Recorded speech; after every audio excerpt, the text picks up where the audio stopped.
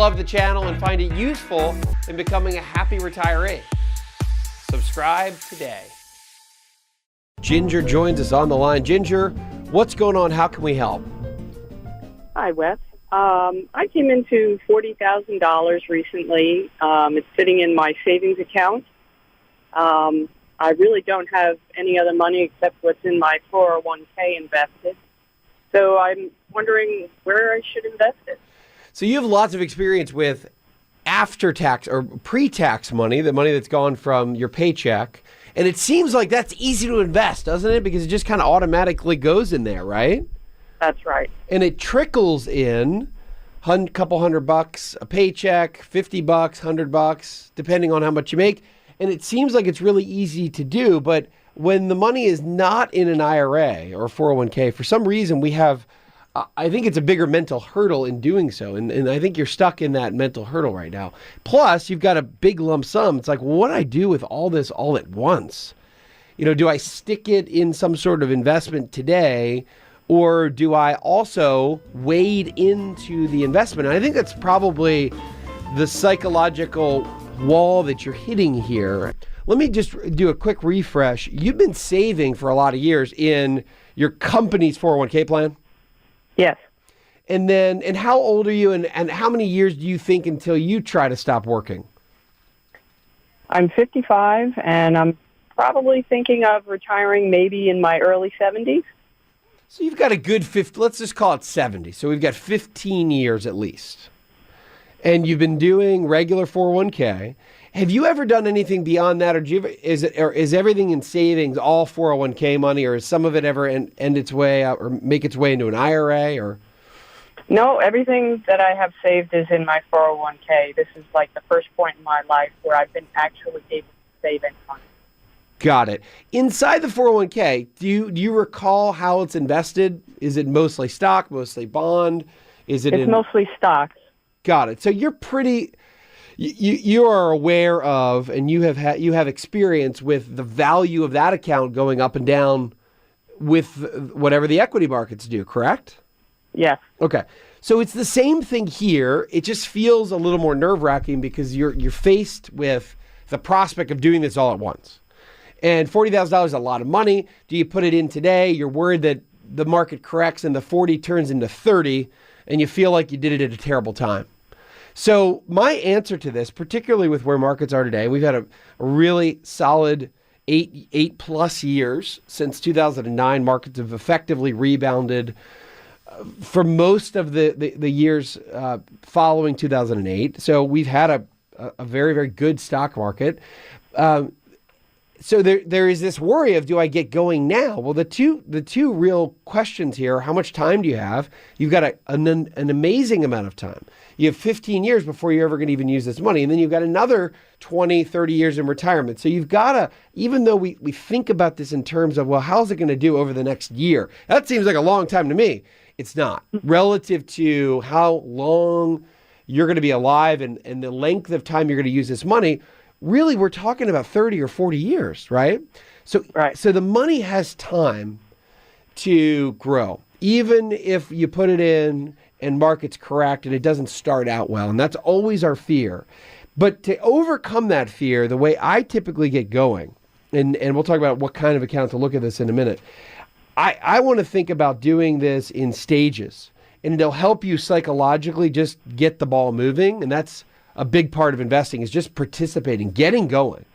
And for a lot of folks, whether it's 50,000, 40,000 or 80,000 or 400,000, it's hard for you psychologically to do it all at once. So I suggest when you do get started, start with half of it. So start with 20,000. We'll pick an investment. We'll figure out what the right investment is for you. And then you'll do half of it. Do half of it today. And then take the other 20,000 and just systematically say, well, I've got another 20. Let's divide that by the next 12 months. That's about $1,660 a month. Systematically, if you did that every month for the next 12 months, your whole $40,000 would be invested. And that's a way to get going today, but also dollar cost average the rest of the balance into some sort of investment. Now, where do you do this? You can do it at Schwab. You could do Vanguard. You could do Fidelity. All of those places are good, low-cost places to get the ball rolling. So you're going to need a regular after-tax brokerage account. And you're not used to that because all your money's been going into a 401k. Now, this is a regular after-tax account, Ginger, in your name at that firm. You can go online and set it up at Vanguard. You can do the same thing with Schwab Fidelity. You can call them up or just do it right online. And then they're going to say, okay, Ginger, well, where are we putting the money? And then at that point, you have you've got a decision to make. And if you've been mostly stock-based in your 401k, and for somebody like you that's got 15 years before you're going to retire, I think that's appropriate to have the majority of this in equities. You're going to want to find a fund that you feel comfortable with, and I would say you don't need to do individual companies. You can do what are individual ETFs or baskets of stocks. One of the ones I've talked about on the show here for years is I think a good example to get started with or look at least is the Spyder Sp Dividend Etf. The symbol on that, Ginger, is SDY, and it's a very low cost ETF. The methodology behind it is to own companies that have paid and raised their dividends for at least 20 years. If they have any hiccups in that 20-year period, they get kicked out.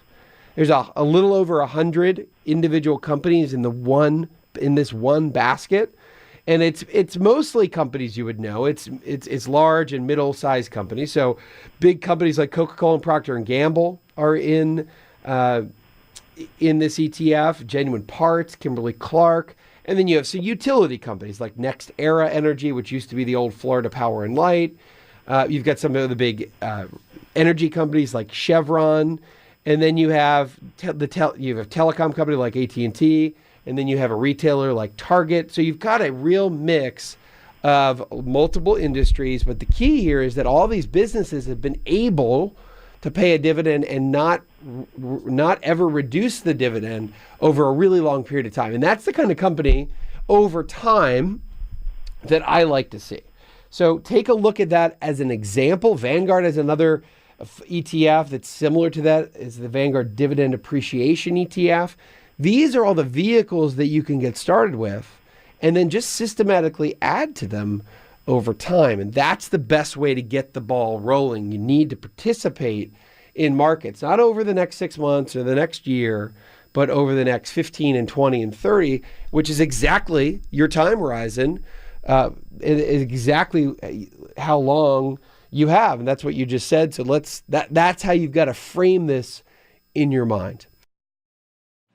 Hi, I'm Wes Moss, and thanks for taking a minute to hear about what's so different about my new book, You Can Retire Sooner Than You Think. So unlike other retirement books, this book will give you a step-by-step guide, whether you're in your 20s or 30s or 40s or 50s, to learn from what these successful and happy retirees did to get there. I hope you enjoy the book, but more importantly, I know that it'll help you retire sooner than you think.